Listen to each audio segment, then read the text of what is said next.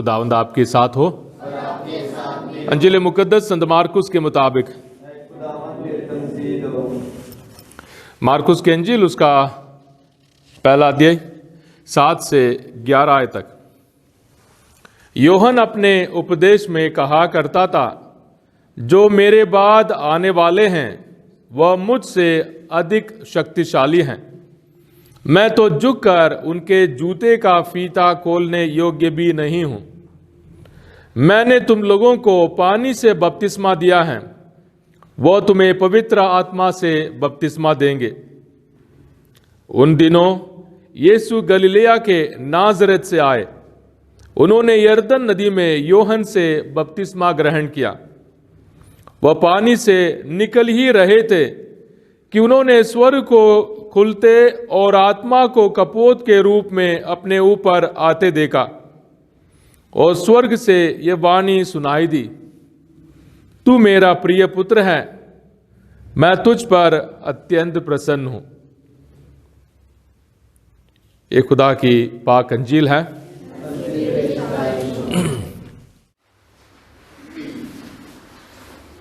यीशु के बपतिस्मा के ईद के साथ प्यारे भाइयों और बहनों, हमारे लिए बड़े दिन का मौसम, क्रिसमस सीजन यानी यीशु के जन्म का ये मौसम समाप्त होता है और हम सामान्य काल में प्रवेश करते हैं। और यीशु का बपतिस्मा भी ऐसी एक ईद है जिसमें यीशु अपने आप को प्रकट करता है। 3 मंजूसियों को प्रकट किया, काना गलील में निकाह के दौरान, शादी के उस ईद के दौरान अपने आप को प्रकट करेगा, और आज बपतिस्मा के दौरान यरदन नदी में इकट्ठे हुए सारे लोगों को प्रकट किया।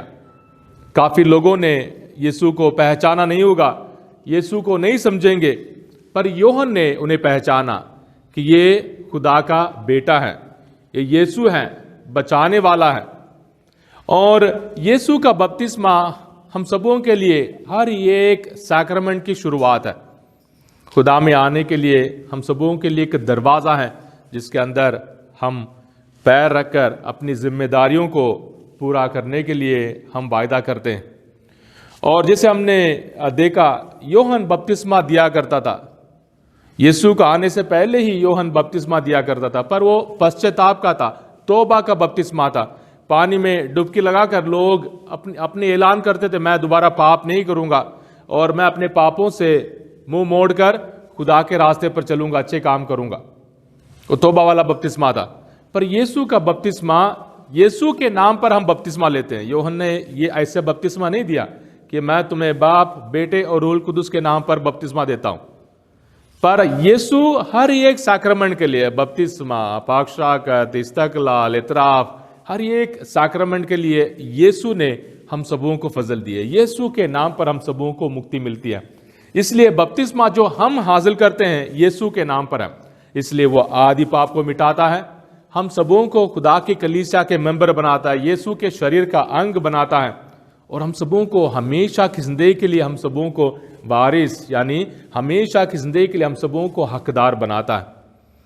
तो हम सबों के लिए एक रूहानी बरकत है, हमारे लिए एक रूहानी जिंदगी की शुरुआत है। यहूदी कतना के साथ साथ नाम भी देते थे बच्चे को 8वें दिन। पाकमा कलीसिया नाम देना और कलीसिया में आना, यीशु के नाम पर बपतिस्मा देना, इन सारी बातों को एक ही पाक रस्म में यानी पाक सैक्रमेंट बपतिस्मा में एक साथ हम सबों को देती है। और हम सब बचपन में बपतिस्मा लेते हैं। बपतिस्मा सिर्फ एक शुरुआत है। ये नहीं कि बपतिस्मा मैंने ले लिया, मैंने मुक्ति पा लिया है। ये नहीं कि मैंने बपतिस्मा ले लिया, अब मैं स्वर्ग चले जाऊंगा। स्वर्ग जाने के लिए वो एक शुरुआत है। और बपतिस्मा में यीशु हम सबों को एक नई जिंदगी के लिए बुलाते हैं। सिर्फ पानी का नहीं है, यीशु की आत्मा यानी पवित्र आत्मा हम सबों को हासिल होता है। और हम सब अपनी जिंदगी को तैयार करते हैं कि यीशु के नाम पर अगर खून भी बहाना पड़े, यानी पानी में बपतिस्मा और पवित्र आत्मा से भरपूर होकर जिंदगी जीने के लिए वायदा, और खून भी बहाना पड़े, हम तैयार हैं, क्योंकि हम यीशु में विश्वास करते हैं, यीशु को अपना मुक्तिदाता हम ऐलान करते हैं। और जैसे यीशु को बपतिस्मा लेने की जरूरत नहीं थी, यरदन नदी में जितने भी लोग अपने पापों को भूल कर बपतिस्मा लेते थे, अपने पापों को त्याग कर बपतिस्मा लेते थे, यीशु ने सबके लिए, आने वाले पीढ़ियों के लिए, जितने भी लोग बपतिस्मा लेंगे उन सबों के लिए पानी को पाक बनाया। और हम लोग बपतिस्मा से पहले, जहां भी अब बपतिस्मा दिया जाता है, पहले पानी को यीशु के नाम पर बरकत देते हैं, शुद्ध करते हैं, और उस पाक पानी में हम सबों को बपतिस्मा दिया जाता है। और हम सबों के नई जिंदगी की शुरुआत है। अंत में स्वर्ग से वाणी सुनाई दी, खुदा ने ऐलान किया अपने बेटे को, और हम भी खुदा के बच्चे होने की इज्जत को हम बपतिस्मा में हासिल करते हैं। हमारे ऊपर भी प्यारे भाई और बहनों, जरूर आने वाले दिनों में जब बच्चों को बपतिस्मा दिया जाएगा, हमें विश्वास करना है हम खुदा के बच्चे हैं, समाज के नहीं, बिरादरी के नहीं, रिश्तेदारी के नहीं, खून के रिश्ते के नहीं, हम खुदा के बच्चे हैं। इसलिए खुदा हम सबों पर ऐलान करता है, तू मेरा प्यारा बेटा है, तू मेरी प्यारी बेटी है। जितने भी छोटे बच्चे हों और मासूम हों और नन्हे मुन्ने बच्चे हों जिनको समझ में नहीं आता है, माँ बाप के जरिए, धर्म माँ बाप के जरिए ये इज्जत बच्चों के जहन में उतरना है। हम सबों को एक दूसरे को ये हौसला देना है, हम खुदा के बच्चे हैं, हम खुदा के बच्चे हैं, इसलिए हमें डरने की जरूरत नहीं है। हम खुदा के बच्चे हैं, इसलिए दुनिया से हमें डरने की जरूरत नहीं। तू मेरा प्यारा बेटा है, तू मेरी प्यारी बेटी है, मैं तुझसे बहुत खुश हूँ। आज भी हम जितने भी बड़े पापी हों, जितने भी गंदी आदतों में हम डूब गए हों, फिर भी खुदा हम सबों को जब देखता है अपने बच्चों के समान देखता है। जिस नजरिए से, जिस इज्जत से उसने हमें बनाया, बपतिस्मा के समय हमें पाक किया था, उसी इज्जत से हम सबों को देखता है, हाँ तू मेरी प्यारी बेटी है, तू मेरा प्यारा बेटा है। इसलिए हमें भी दुनियावी इज्जत, दुनियावी चाल में नहीं फंसना है। हम सबों को अपने बपतिस्मे के वायदों को याद करना है, खुदा को अपनाना है और पाप को छोड़ना है। और बपतिस्मा जितने भी बार, जिसकी भी बपतिस्मा हो, उस वक्त हमें भी अपने बपतिस्मों को याद कर यीशु में जीने के लिए वायदा करना है। आज हम सबों के लिए बड़े दिन का ये मौसम खत्म होता है, पर यीशु में जीना हमारे लिए शुरू है। यीशु अपने बपतिस्मा के बाद प्रचार करना, चंगाई, गांव-गांव घूमना सब शुरू करेंगे। हमारे लिए भी छुट्टियों के बाद एक नई जिंदगी शुरू होनी चाहिए। इसलिए रूहानी तौर पर हम अपने आप को, पारिवारिक तौर पर अपने आप को तैयार करें, अपने आप को उम्मीद से, प्यार से भरपूर करें। बच्चों के लिए, माँ बाप के लिए, सबके लिए दुआ करें। ये इस पाक कुर्बानी के दौरान भी यही विचार हमारे दिल में हो कि यीशु ने मेरे लिए, मेरे पापों के लिए बपतिस्मा लिया, और यीशु में बपतिस्मा लेकर मैंने भी एक नई जिंदगी हासिल की है।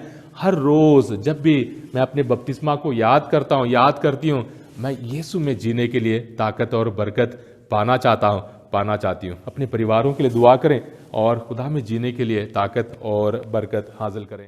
प्यारे भाइयों और बहनों, पाक सक्रमेंट बपतिस्मा के जरिए हमने नई जिंदगी हासिल की है, लेकिन हमारे पाप हमें बपतिस्मा की असली इज्जत और पहचान में रुकावट बनते हैं। आइए हम आज की इस पाक दिन ईद के मौके पर अपने बपतिस्मा के वायदों को दोहराएं और खुदा के बेटे बेटियों के प्यार और उम्मीद भर जिंदगी जीने के लिए ताकत और बरकत पाएं। मैं आपसे सवाल पूछूंगा भी, क्या आप शैतान को छोड़ देते हैं? जी हाँ, मैं छोड़ देता हूँ। क्या आप शैतान के सारे कामों को छोड़ देते हैं? जी हाँ, मैं छोड़ देता हूँ। क्या आप शैतान के झूठे वायदे और लालचों को छोड़ देते हैं? जी हाँ, मैं छोड़ देता हूँ।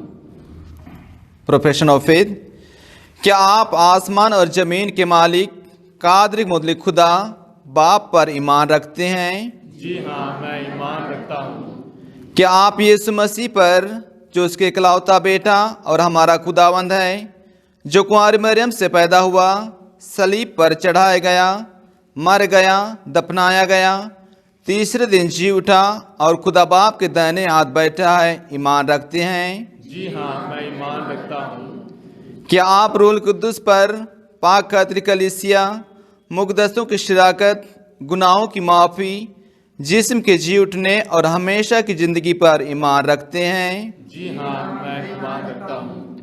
प्यारे भाइयों और बहनों, यही हमारा ईमान है, यही कलीसिया का ईमान है, और इसी ईमान को यीशु मसीह में मानना हमारी शान है। आमीन।